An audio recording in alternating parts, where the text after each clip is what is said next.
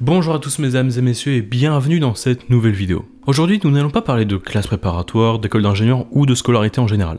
Vous le savez peut-être mais je suis un mordu de technologie. C'est-à-dire que tout ce qui est SpaceX, Tesla, Elgato, les PC en général, les smartphones, les dernières télés, vraiment j'adore ça. Du coup je regarde beaucoup de tout ce qui est Unbox Therapy, Linus Tech Tips, MKBHD, tout ça. En plus, ça me fait bosser mon anglais, parce que j'arrive au fur et à mesure des années à comprendre des vidéos 100% anglaises avec un langage technique, sans sous-titres ou rien, et je regarde des tonnes comme ça. Bref, tout ce qui peut fonctionner au mieux, j'en suis. J'optimise tout pour que ce soit le plus performant, la meilleure qualité, etc.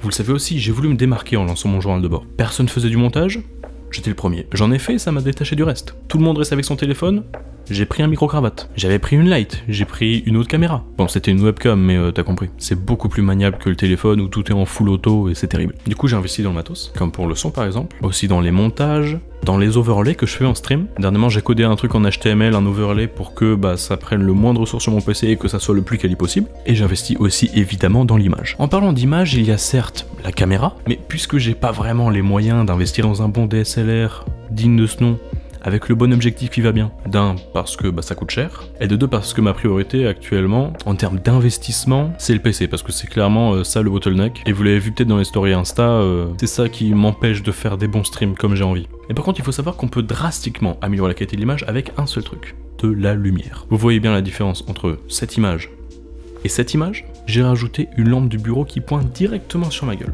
Et c'est tout, plus de lumière. Entre cette image et cette image, c'est une softbox que j'ai pris.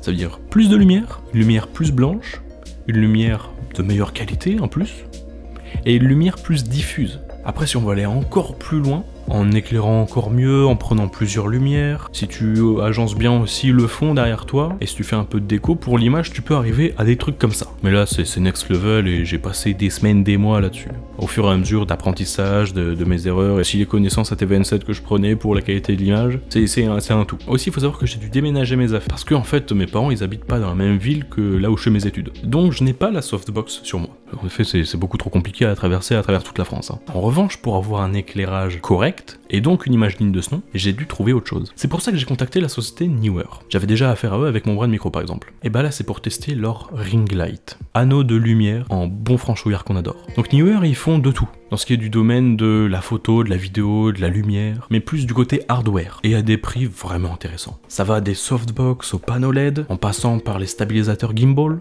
avec le petit crochet par les rails de caméra, les batteries, les fonds verts, les micros aussi, et bien évidemment les ring lights. Du coup, je vous propose directement de déballer la bête.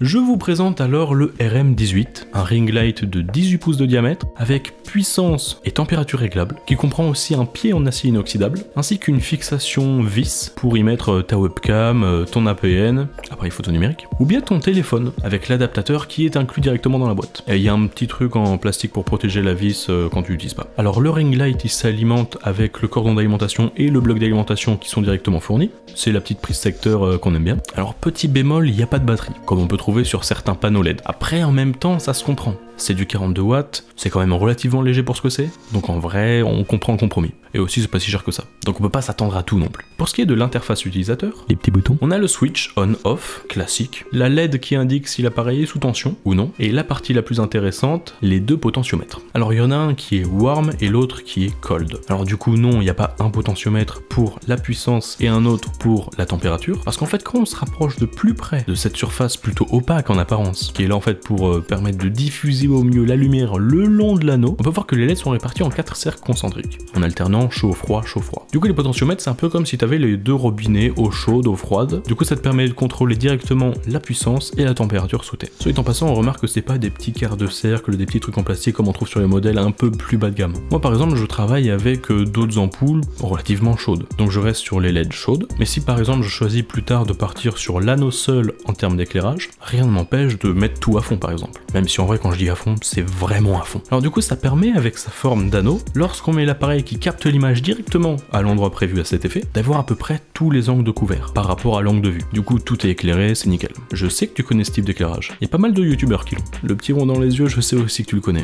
Et il n'y a pas que les youtubeurs qui l'ont. Et tu sais très bien de quoi je parlais. Après la lumière est plutôt diffuse, du fait de la taille de l'anneau qui est relativement grand. Donc tu sais que personnellement, j'utilise un éclairage 2 points, un à ma gauche, un à ma droite, plus de lumière supplémentaire, mais ça c'est pour éclairer le fond vert, parce que en vrai comme je suis vachement près du fond vert, sinon ça fait plein d'ombre et c'est dégueulasse et c'est impossible pour incruster. Et du coup pour cette utilisation de lumière entre guillemets principale ou secondaire, mais pas seule, bah du fait que c'est bien diffus, ça peut faire un peu comme une softbox et c'est très bien, ça fait totalement le taf, c'est impeccable. Pour ce qui est du packaging, le ring light vient accompagné d'une sacoche de rangement, bien pratique, c'est quali, il y a marqué Newer, tout rentre, c'est nickel. La sacoche en plus elle est bien résistante, il y a la petite bandoulière qui va bien, c'est un plaisir pour transporter ça partout. Comme je dis précédemment, le ring light est accompagné d'un adaptateur pour y venir fixer ton téléphone. Mais comme c'est chiant d'avoir toujours à se lever et appuyer sur le bouton, et que parfois on aimerait juste lancer à distance, Newer a pensé à tout.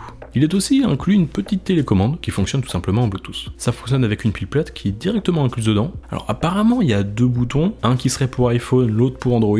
Pour moi j'ai un Honor 9 Lite et les deux boutons marchent parfaitement. Comme ça tu peux directement appuyer sur le bouton, ça lance, tu rappuies, ça coupe. Comme ça, t'as pas besoin de faire de montage pour enlever les moments où tu te lèves, t'appuies, machin. Comme par exemple si tu fais des vidéos en one shot, par exemple pour TikTok ou ces conneries. Ou même pour des journaux de bord. Parlons du pied désormais. Il est en acier inoxydable comme j'avais mentionné précédemment. Donc ça signifie qu'il est plutôt solide en vrai par rapport à un pied en plastique ou en quelque chose d'un peu moins rigide. Il est aussi ma foi assez léger lorsqu'il s'agit de le transporter. Même si quand même il a le poids qu'il faut pour pouvoir rester en place. Bien équilibré et tout. Pour ce qui est des mesures, le pied il va de 45 cm au plus petit à 2 mètres quand il est totalement étendu, donc crois-moi il y a de la marge pour manœuvrer entre les deux. Évidemment tu peux régler la taille avec 3 vis. Enfin 3 vis c'est 3 endroits où il y a des vis, en plus la jointure elle est en métal du coup c'est bien solide. En sachant que je te conseille d'abord de faire avec la jointure du haut, puis celle du milieu, puis celle d'en bas. Comme ça à la fois le centre de gravité il est le plus bas possible et c'est le mieux équilibré, c'est comme ça le plus stable possible. Et aussi parce que en fait la vis du bas quand tu remontes, ça resserre les points d'appui et aussi là ça peut engendrer un déséquilibre. Les petits rappels de physique de base qui font plaisir. Retournons à nos moutons. L'anneau LED en particulier, il peut tourner à 360 degrés par rapport à la normale au sol, donc en roulis, mais aussi de 270 degrés en tangage. Là aussi, les petits termes d'assis qui font pas de mal. Si tu enlèves l'anneau, tu peux voir qu'au sommet du pied, c'est une fixation relativement standard pour ce qui est en termes de pied, de photos, de vidéos, machin, ces matos là. Donc tu peux totalement utiliser le pied entre guillemets en pied standard. Rien ne l'en empêche. Pour ce qui est du prix, il faut savoir que moi je l'ai trouvé à 115,99 € sur Amazon quand je l'ai acheté. Alors ça peut paraître cher, c'est vrai, mais quand on débute, ça vaut vraiment le coup. En termes de qualité, c'est vraiment incroyable. Parce que par exemple, quand on monte dans du très haut de gamme, les panneaux LED, par exemple, Aladdin, c'est ceux qu'on sardoche, c'est 1000 balles l'unité. Ensuite, pour ce qui est des petits points d'amélioration quand même qu'on pourrait ajouter à cet anneau LED, ce serait par exemple un cordon d'alimentation un peu plus long. Suivant le setup, on peut être un peu limité. Celui-là, il fait 2,50 m. Donc par exemple, quand ça a été rendu tout en haut et qu'il fait 2 mètres, faut être sûr d'avoir une prise à côté. Après, t'es rarement dans cette situation-là. Ensuite, en bas, les petits points de contact avec le sol, c'est un peu dommage parce que je trouve que ça ça manque un peu de grip. J'aurais aimé une partie un peu plus genre plastique ou siliconée, tu vois, qui tient bien au sol. Parce qu'en vrai, sinon, à part le poids qui est quand même là, ça risque un peu de glisser si tu donnes des coups de pied sans faire exprès.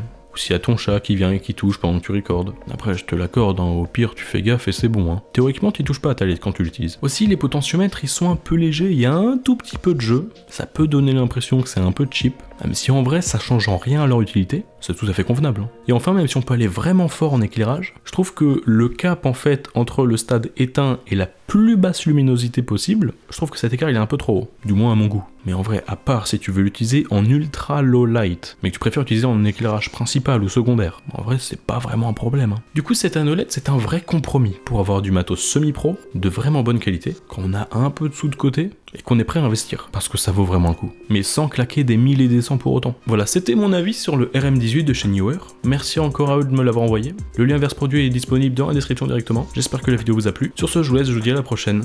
A plus.